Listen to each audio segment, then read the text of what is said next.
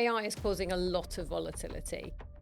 It's causing a lot of upset in terms of how brands are actually found now. The percentages for returning customers in terms of the amount that they spend is like 67% higher for a returning customer than a new customer.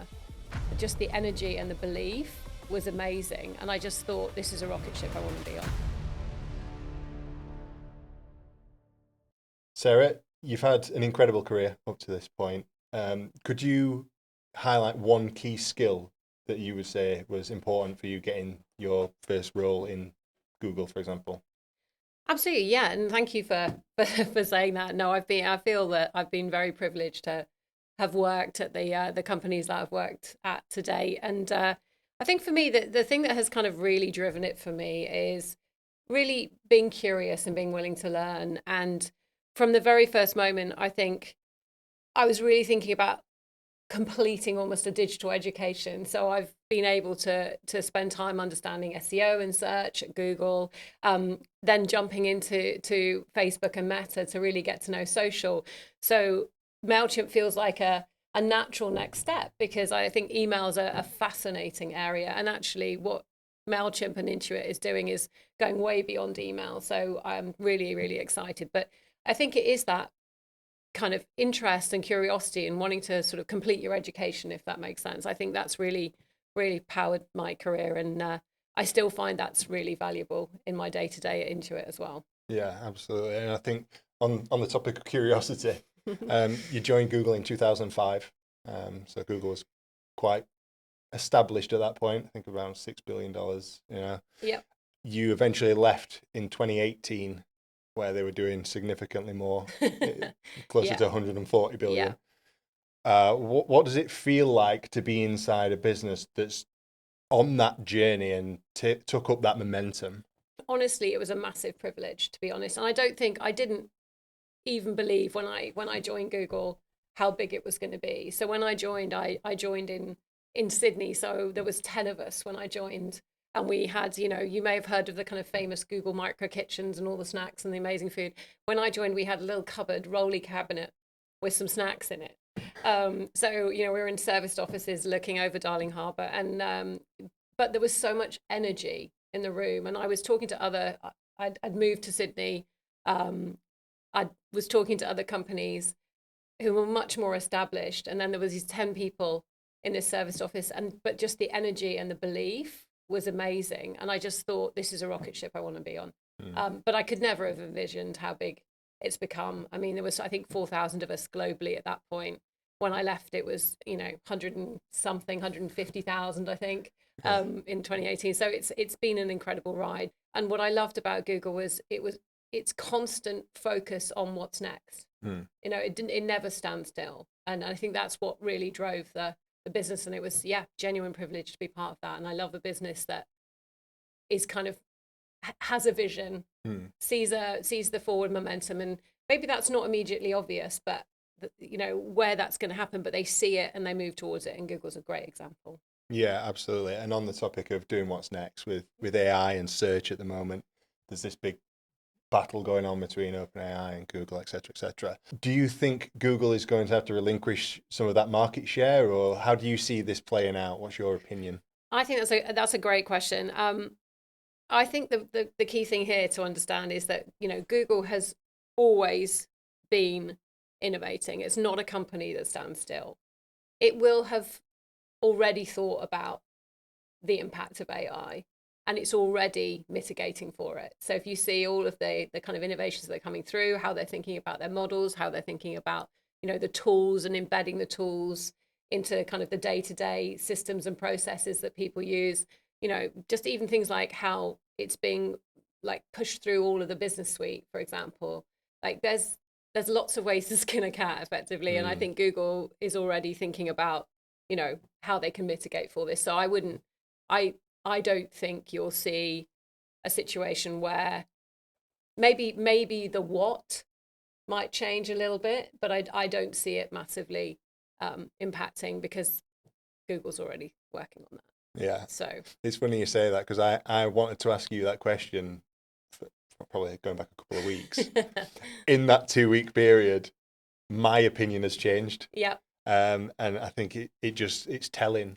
The pace is just, Absolutely. And you look at the investors, you look at sort of where the share price is right now, even with all the latest announcements from kind of, OpenAI and so on. And, don't get me wrong, we're really excited about OpenAI because Intuit's just got a fantastic new partnership with them where, our customers will be able to get their insights directly from OpenAI. They'll be able to access their data and use ChatGPT to be able to pass it and ask the questions they need. So we want to meet our customers where they are. But again, there's so much innovation going on. Like I say, I don't think Google hasn't got this covered. yeah. I do agree at this point. It's looking interesting. So you eventually left Google in 2018, 2019, ended up joining Facebook and Meta, as you mentioned. What was it like being inside Meta in that period? Like, the culture just seems different. It's a really good question. I think what I've learned just and from having the privilege of kind of working in both those organizations is that there is just this real push to they think very hard about who they hire. There's a very sort of strong set of principles and thinking that goes into the hiring process. And there is a lot of focus on people that are, curious, they're willing to learn, but they really look for people that have that ability to adapt, to pivot, to kind of problem solve quickly, to move on quickly, adapt quickly. And I learned so much working with all of the great people that I got to work with at both those companies. There's so much just talent and just smarts, effectively. So I think great hiring. I also think that ability to be agile is really, really important because those businesses change all the time, constantly reorging, constantly pivoting, and they are very good at aligning across the business around a new concept or a new area. So, back in 2012 with the whole kind of going mobile for Meta, it was a huge shift for the company, but it was fundamental to its growth acceleration.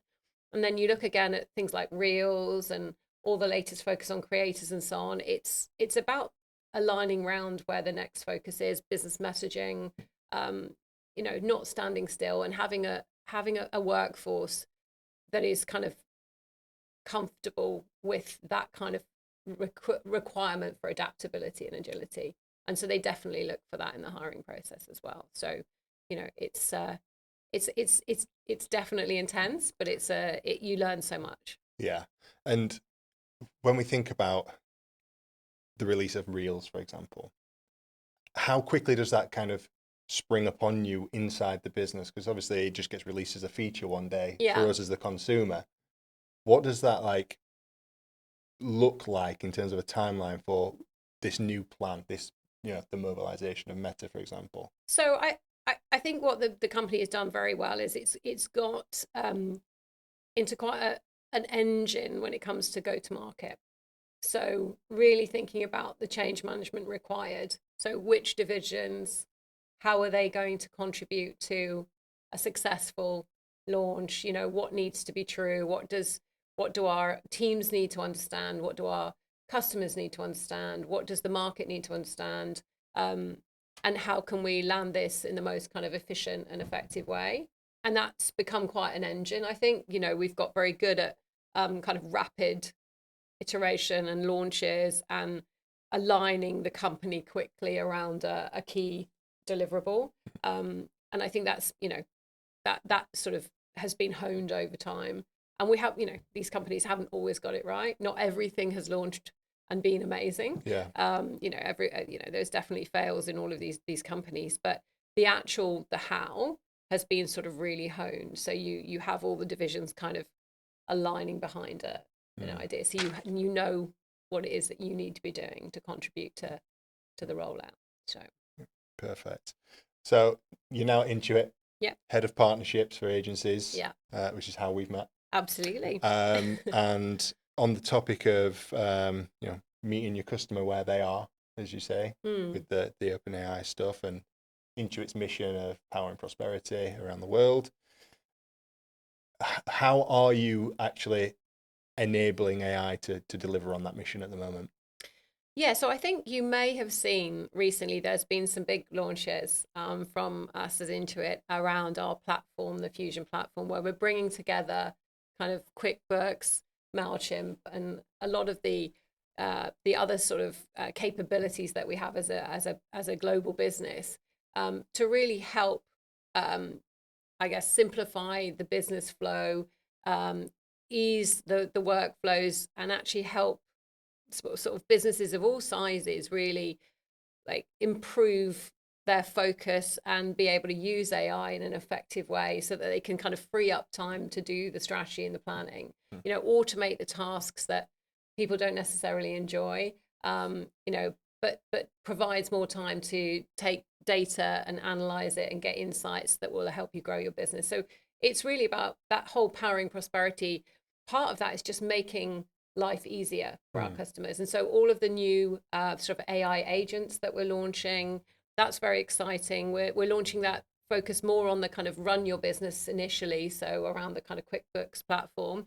But that's going to expand out to how we think about marketing, the Mailchimp integration, and that's also super exciting. We already use AI, through Mailchimp in terms of lots of the functionality that our customers are able to use already. So just increasingly embedding it in our go-to-market, but also supporting it with human assistance as well. So we truly believe there are some things that you will still need that support for, and I do find it interesting when businesses think that they can completely replace, certain jobs and capabilities with AI. I personally I don't honestly believe that. I think there's a level of human interaction that people will always need, and there is always a complexity that that the AI will be challenged to meet when it just comes down to the needs of a customer. So what I love about Intuit is it's really balancing that and thinking about that journey and taking you through to a human assistance if you get stuck, if you get to that point where you absolutely need that help. And that's very much part of the DNA. And I think that's a sensible way of looking at AI. I think there's a lot of hype around AI. And what I really like about what Intuit's doing is it's really just thought about how it makes business easier to do, how you acquire customers, how you grow customers, how you retain customers, and how you run your business and make sure that all of your processes are simpler and easier to activate. So, yeah. It almost feels like there's two phases to the AI adoption. One is the acknowledgement that it can be so beneficial. Absolutely. And then the second half is actually embracing that tool so that you are freed up to do the work that you enjoy doing, and the less enjoyable parts of the day-to-day are automated, for example. Yeah. Do you see many of your customers worrying at the moment? Is there uncertainty around the AI? I think it's natural on some levels in terms of the impacts of AI. But what we've seen more than uncertainty is a real willingness to lean in. I think where the uncertainty comes is exactly how. So what is the best way? Now, what is the optimal way to leverage AI as a business? Small businesses, I think it's like 60% of small businesses are leveraging AI or intend to leverage AI, from kind of recent studies that were done. And 98% of businesses say it's important and they should be doing something with it. I think about a third are actually properly applying it. But there is this I think there is this acknowledgement that this is important and that they have to take it on board. And it's really almost like a kind of a learning process as they understand what's the most optimal way in which they can use it. And because it is still relatively new, it's very much an experimentation phase. So I'd say the uncertainty comes with, I know I need to do it, but what is the best way of doing it? Rather than, oh, I'm not sure about this AI thing, if that makes sense. Yeah. So I think there's a real opportunity, I think, for all of us as enablers to help businesses really leverage these tools in the most effective way. And I think that's what I'm seeing with Intuit. It's really leaning into that, and I'm excited about what we can do from a Mailchimp perspective as well. Yeah, brilliant. So you've worked at Google, you've worked at Meta, you're now at Intuit Mailchimp. Should marketers or agencies be concerned about the change that's happening in the pace of AI? I think that, like anything, there is always a lot of hype around the new. And I think that the businesses that will win will be the ones that get to that understanding of optimal use case quickly.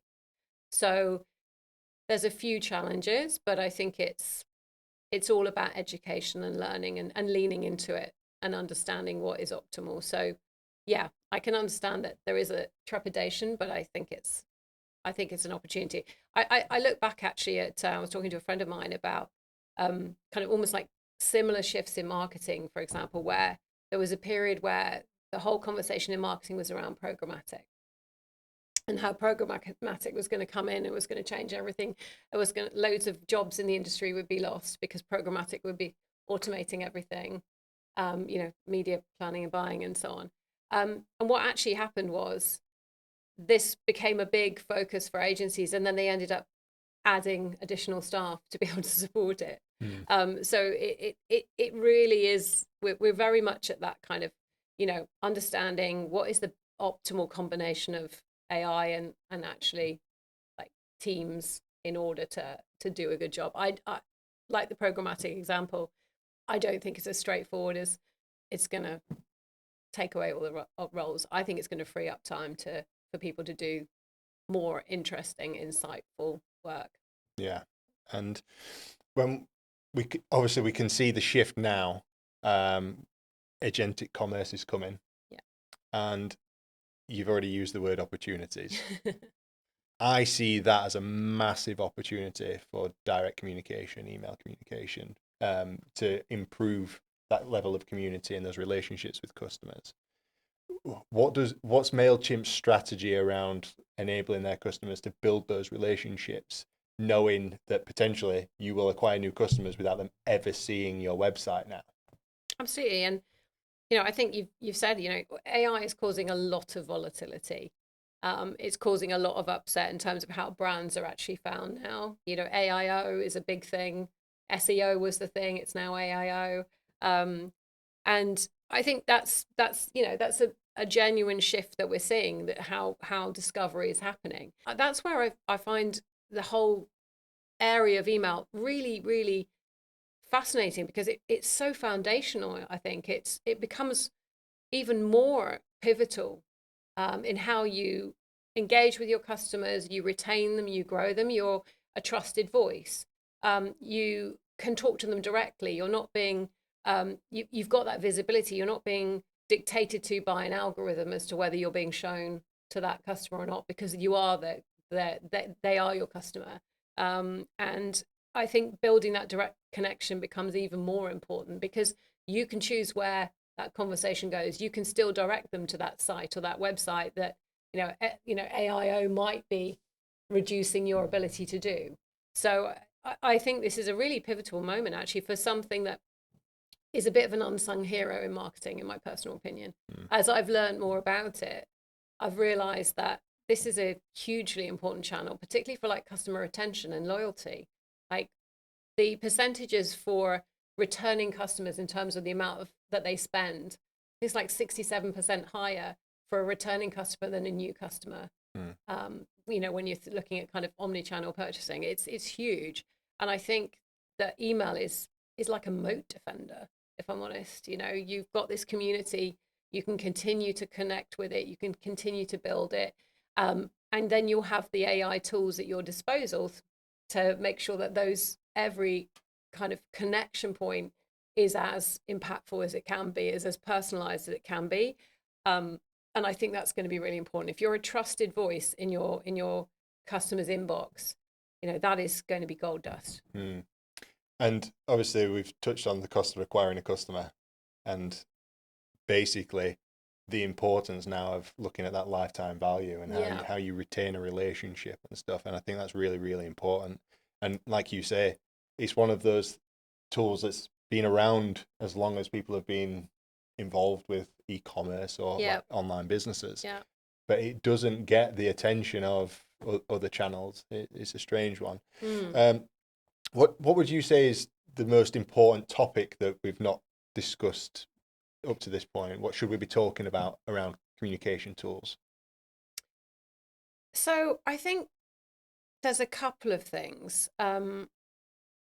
So from a communication tool piece, I think obviously we've just discussed email, but that whole concept of kind of, loyalty and just building a better rapport with your customers, um, fundamentally having a good omnichannel strategy is going to underpin that. And I think that it's such a fundamental piece in that, the way that our customers and, you know, people actually consume media, it's multi-threaded. So if you don't have a strong omnichannel strategy for actually like connecting with your customers, I think that's a massive miss.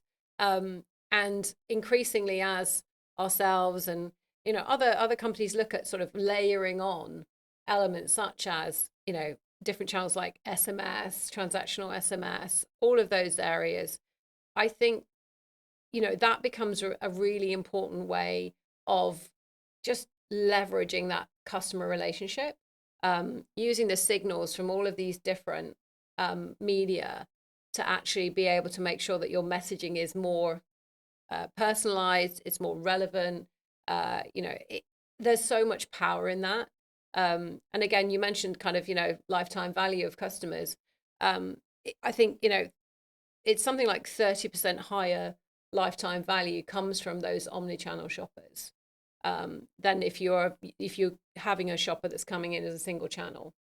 And these things are really, really important because you can tailor and you can sequence and you can think about all these ways in which all those touch points that consumer is going to have. And I don't think there's enough really well thought out omni-channel. Often I think strategy is very much per channel, and actually getting really smart about how everything talks to everything else, your sequencing, your segmentation, like this message to this person at this point. I mean, it's fundamental marketing, right message, right person, right time. But I think the omni-channel piece and how you tie those media together is really important, particularly with the disruption we're seeing with AI. I think it's throwing people off a little bit in terms of what does effective marketing look like. I think you go back to those fundamentals around how do you make everything that the kind of the experience that potential customer is having feel seamless, feel consistent, and be fueled by. Now we have the opportunity to fuel that experience with all these new signals that we can get through AI and the analysis and the insights we can get. So I think we're in a really important point where this makes omnichannel super value, like a good omnichannel strategy really fly, because we have all this great AI insights and analysis that we can leverage. Thank you.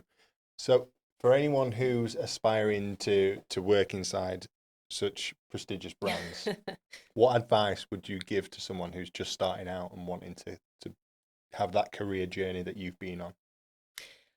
I think that again, it probably goes back to this concept of curiosity. I think if there's an area that you're really fascinated by, you know, go and explore it, get really deep into it, become an expert.